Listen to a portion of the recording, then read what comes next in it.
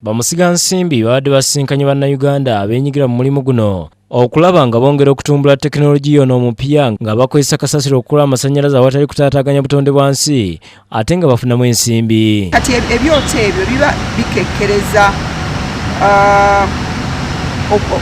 okukozesa emiti ate nga birongoosa n'obulamu bw'abantu ate n'obutonde bw'ensi n'okufunamu ssente. Omukenkufu Chris Adam okuva mu ggwanga lya Germany ategeeza nti enkola eno nnyangu nnyo ate nga teyeetaaga nsimbi nnyingi nga buli muntu asobola okugyeyunira.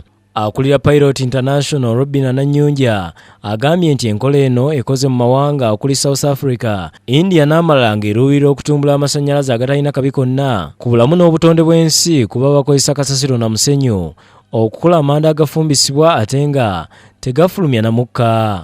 Emirimu gyabwe giri mu generatinga amasannyalaze